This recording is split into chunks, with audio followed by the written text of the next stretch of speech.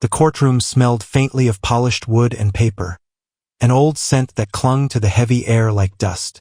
The room was enormous, its tall windows stretching nearly to the ceiling, allowing streams of sunlight to cut across the rows of benches. The rays revealed the restless shifting of the crowd, hands rubbing against knees, feet tapping impatiently, whispers rippling through clusters of spectators who had gathered to witness the day's trial. At the far end of the room, beneath the carved emblem of justice, sat Judge William Harrison. He was a man whose presence demanded silence, though not always respect. His thinning gray hair and sharp, hawk-like features were symbols of his years in power, but what people remembered most was his reputation. Arrogant, short-tempered, and merciless to anyone he considered beneath him. He adjusted his robe with an irritated tug, tapped his gavel lightly against the bench, and glared at the defense table. His lips were already curled into a faint scowl. The defendant, Maria Lewis, a struggling single mother of two, sat there trembling, her hands clenched tightly around a faded handkerchief. Her eyes were swollen from crying. Her body slumped with the weight of exhaustion and despair. On the other side, the prosecutor seemed entirely at ease. His name was Richard Callahan, a man as slick as the gel that held his hair perfectly in place. He was well-dressed, confident, and smirking as he shuffled through his papers. To him, this trial was nothing more than another stepping stone in his career, another easy win to add to his record. The charge was fraud serious enough to ruin Maria's life. The evidence, piles of documents, bank statements, and a testimony from a former employer. To the casual observer, the case already looked decided. The newspapers had labeled her guilty weeks ago. The spectators were simply here to watch her fate sealed. The atmosphere was electric with expectation. And then, the heavy double doors of the courtroom creaked open.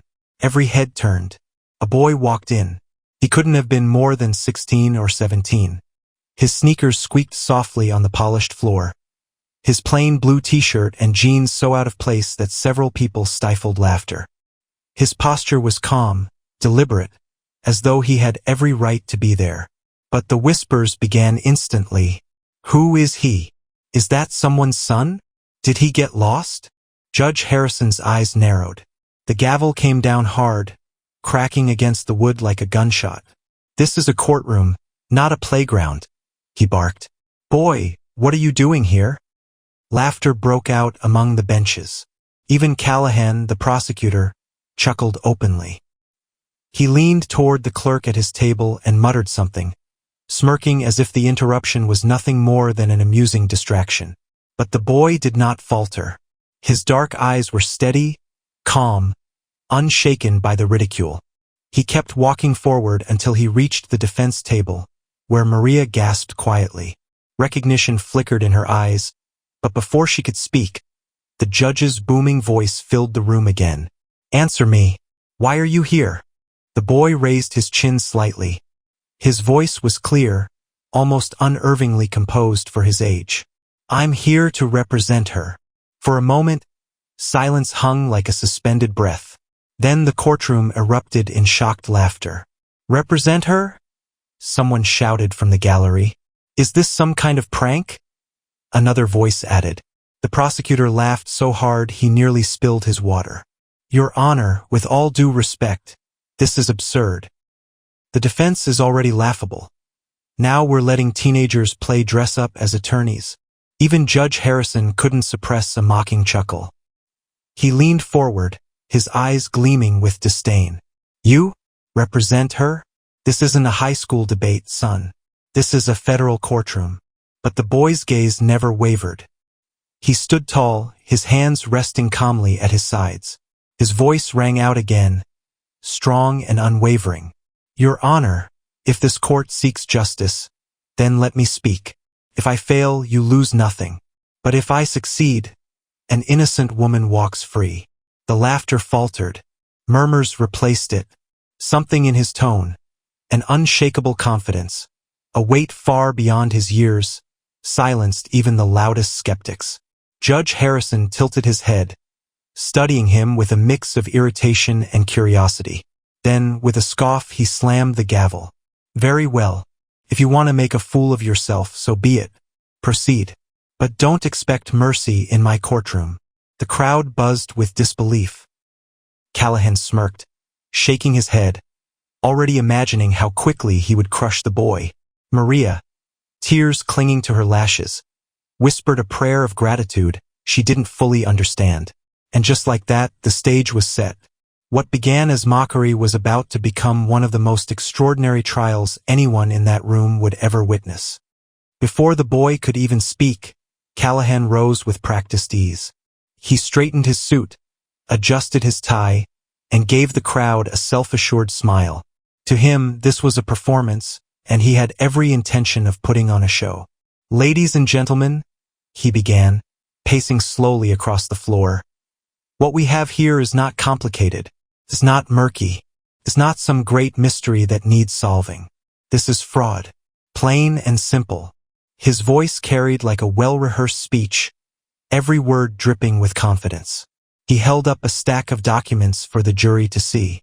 The defendant, Maria Lewis, knowingly falsified records to siphon money from her employer. The evidence is all here. Bank statements, signatures, testimonies. Every piece fits perfectly. Maria's shoulders slumped further. She wanted to shout that it wasn't true, that she had been framed. But her lawyer had abandoned her weeks ago, claiming her case was hopeless. She had no one left. Until now. The boy sat beside her, silent, his hands folded neatly on the table. His eyes, however, followed every movement of Callahan's.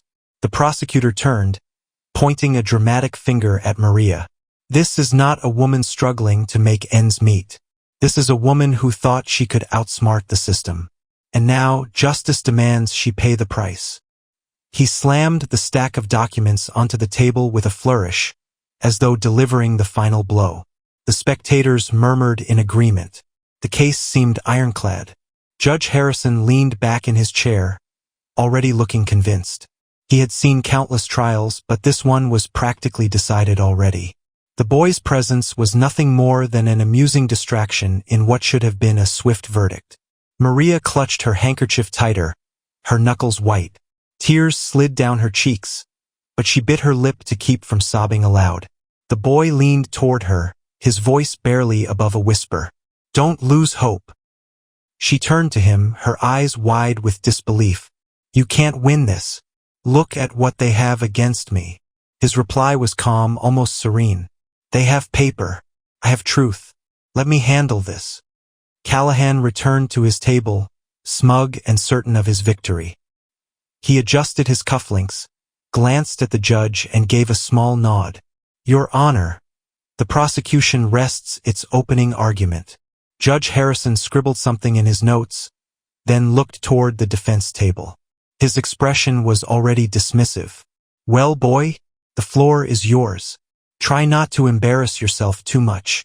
The crowd chuckled again, but this time, there was a different edge to their laughter, an undercurrent of curiosity.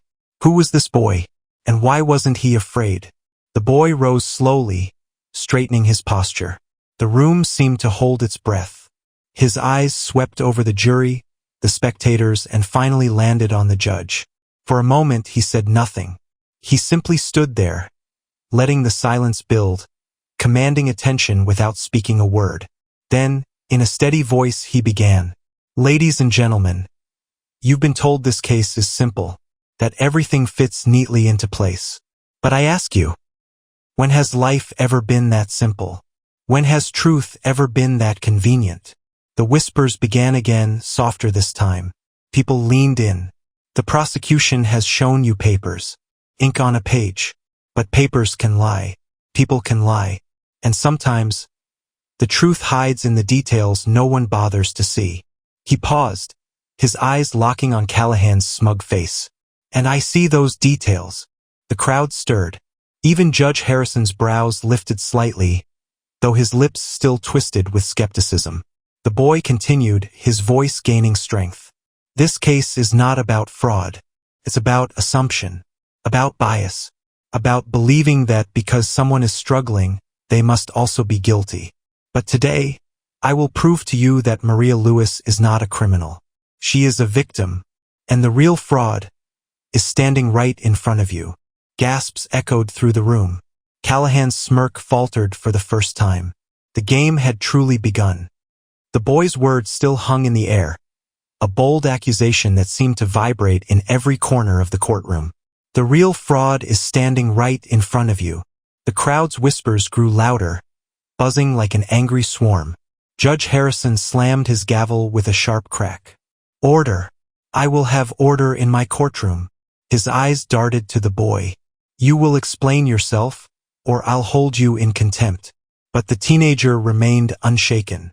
He simply nodded, his calm voice cutting through the noise. "Of course, Your Honor. But first, allow me to call the prosecution's key witness back to the stand."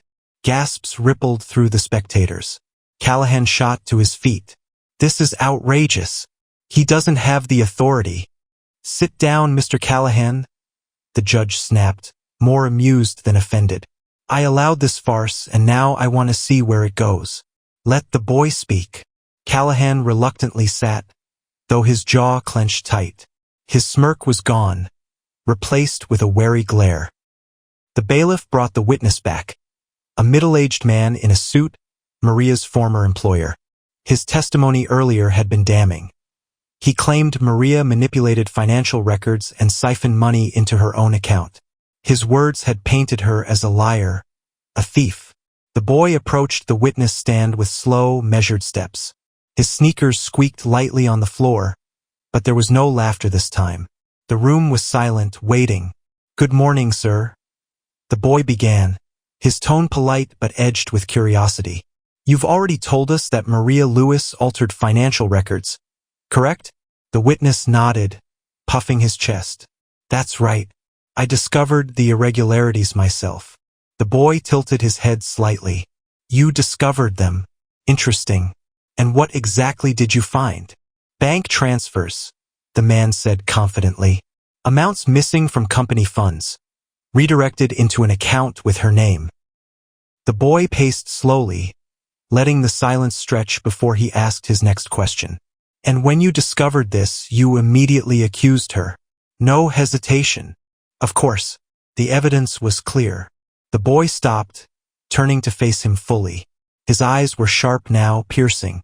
"Clear to you, but perhaps not to everyone. Tell me, sir, what was Maria's salary at your company?" The witness blinked. "Her salary? I believe it was around $35,000 a year." $35,000, the boy repeated, nodding slowly.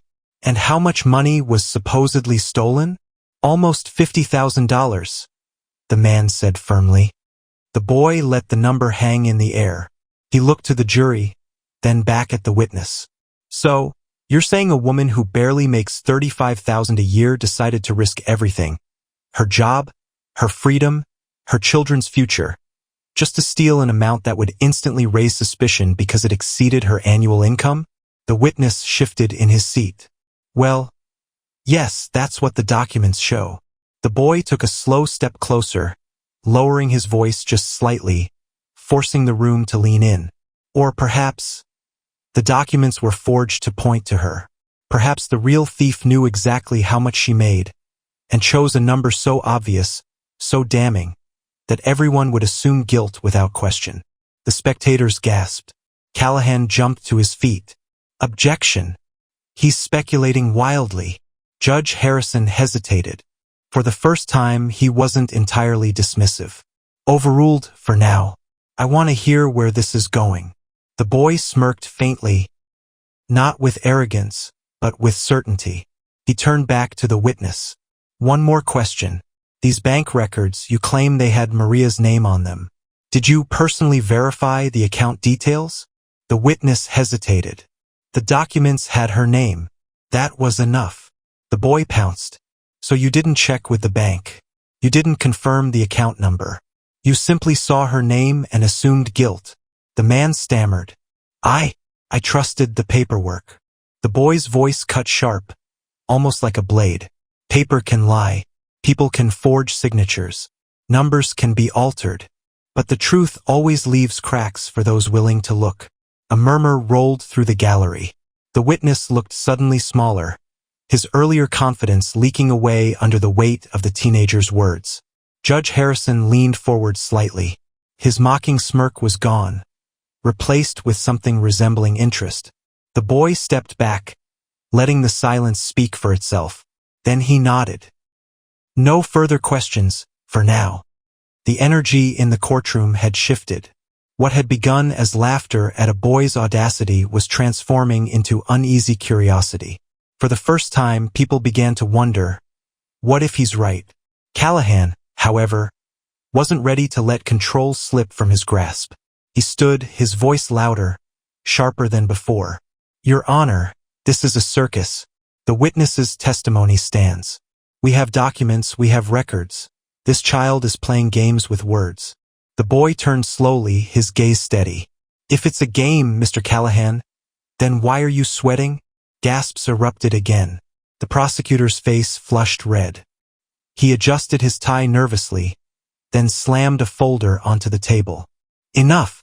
Let's look at the hard evidence. He spread the documents across the table, waving them in the air for the jury to see. Bank transfers, forged ledgers, signatures. All of it points to her. The boy approached calmly, picking up one of the documents. He held it delicately, studying it for a long moment. Then he raised his eyes. Interesting. Very interesting.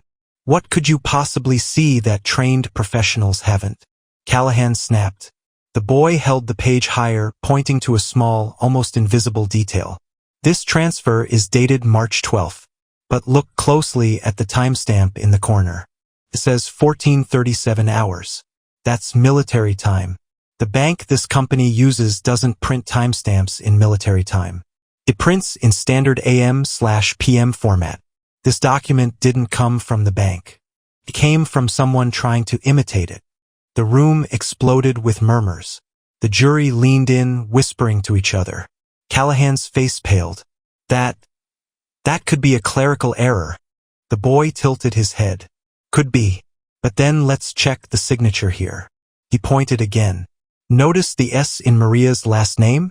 On her real signature, she loops it upward. Here it hooks downward.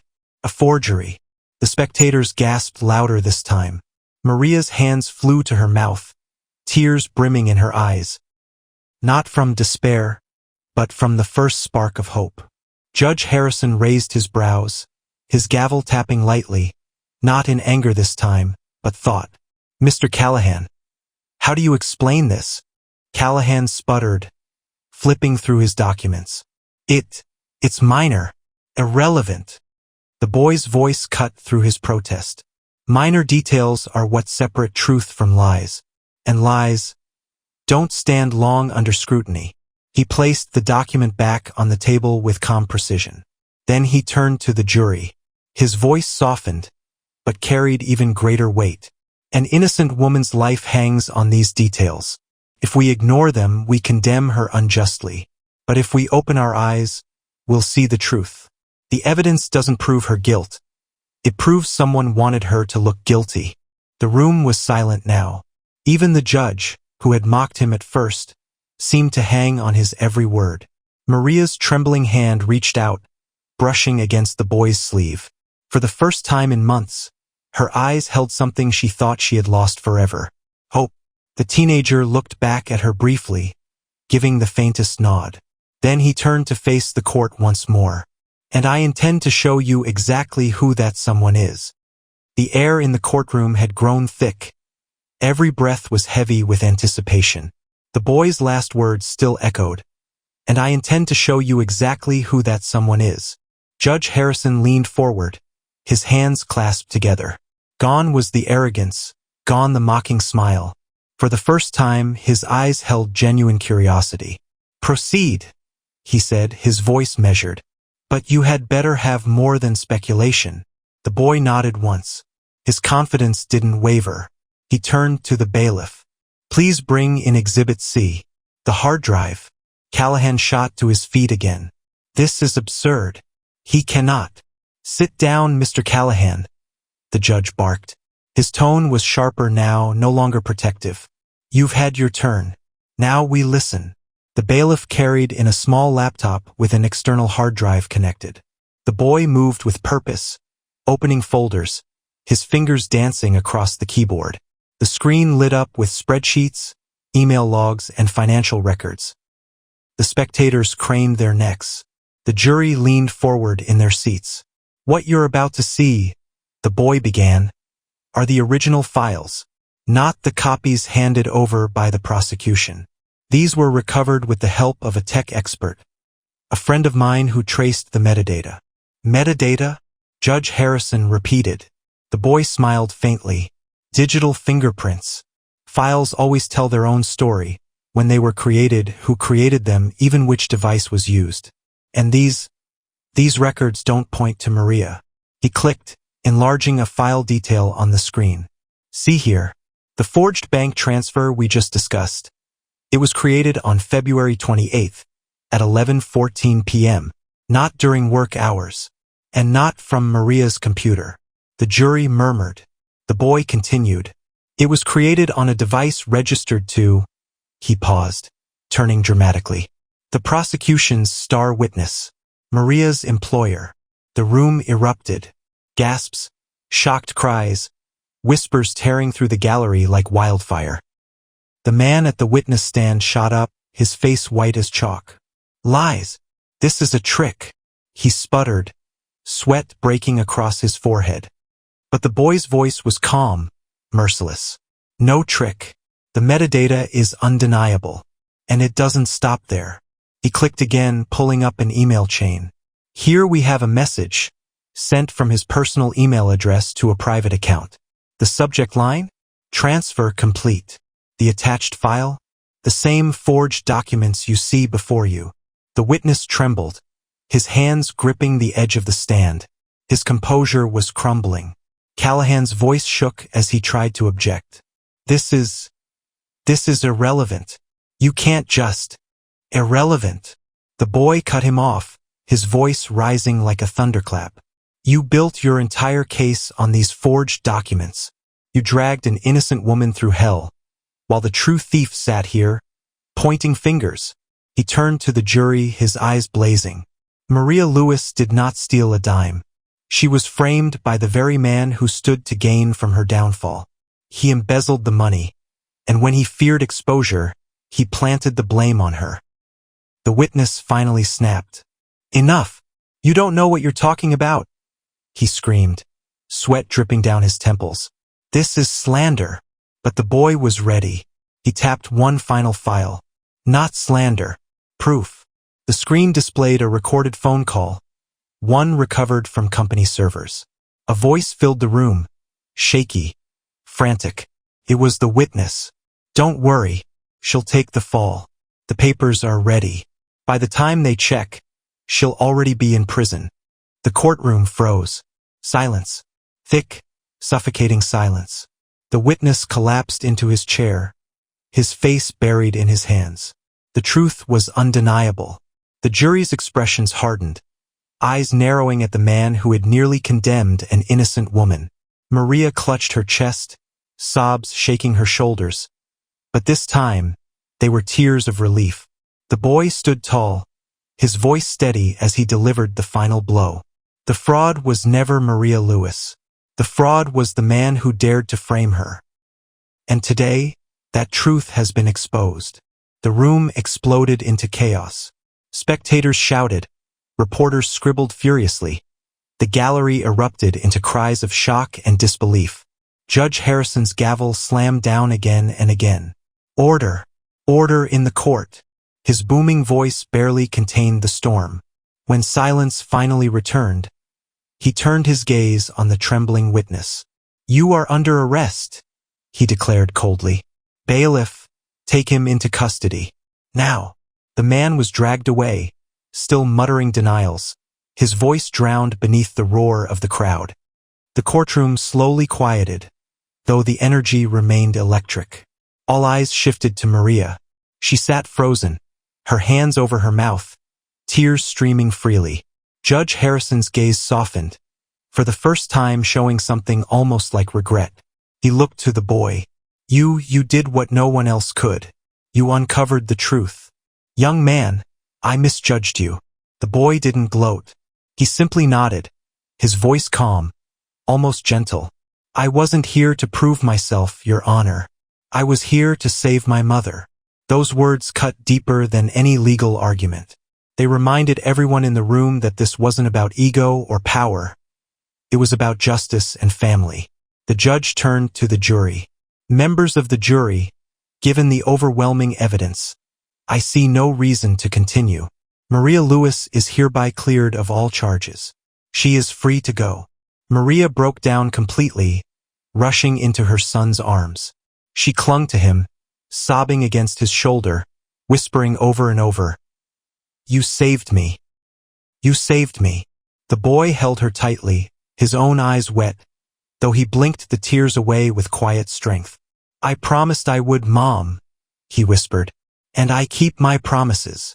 The gallery erupted into applause, something rarely heard in a courtroom.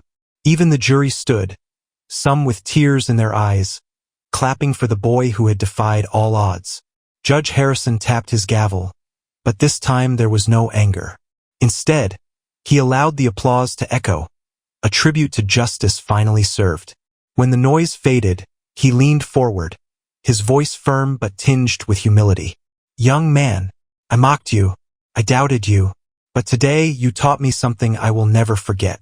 Justice isn't about appearances or titles or age. It's about truth. And you reminded this court of that truth." The boy nodded respectfully. "Thank you, Your Honor. That's all I wanted." As they left the courtroom, mother and son walking side by side, reporters swarmed, cameras flashing.